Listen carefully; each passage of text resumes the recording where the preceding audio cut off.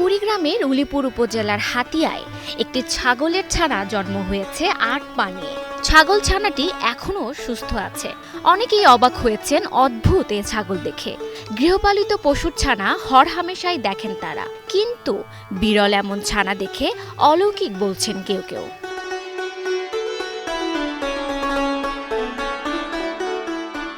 বুধবার সকালে ছাগলছানা জন্মের পর বিস্ময় বলছেন স্থানীয়রা। গঠনগত অস্বাভাবিক হলেও ছানাটি স্বাভাবিকভাবেই চলাচল করছে। এটা আল্লাহ তাআলার কুদরতে সৃষ্টি করে আমাদের এই জগতে সৃষ্টি করে দিয়েছে, আমরা তাই দেখতেছি। সাধারণত আমরা দেখি ছাগলের 4টি পা নিয়ে জন্মগ্রহণ করে, কিন্তু এই বাচ্চাটি অস্বাভাবিকভাবে জন্মগ্রহণ করার কারণে এটির 8টি পা নিয়ে জন্মগ্রহণ করছে।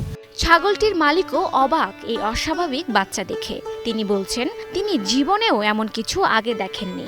ছাগলটা জন্মিছে 8খান ঠ্যাং হয়েছে, জীবনে একজন দেহি নেই। বাচ্চাটা দুধ খাইছে, হাডি বেড়াইছে, বেড়ার মানুষের দেখতে যাচ্ছে, নাড়াচাড়া করতে জ্বর আসে আজ থাকি খায় না।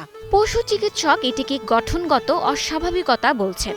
এটি কোনো রোগ বা অলৌকিক কিছু নয় বলে জানান এ পশু চিকিৎসক। এটি মূলত এই ভ্রূণ বিভাজনের সমস্যার কারণে হয়ে থাকে। এটাকে মূলত পলিমিডিয়া বলে। এটা কোনো রোগ না। মূলত ভেটেরিনারি সার্জন যারা আছে ওনারা যদি এগুলোকে সার্জিক্যালে আওতায় নিয়ে এসে যদি পাগুলো অপারেশন করে, এটি সাধারণত ঠিক হওয়া সম্ভব।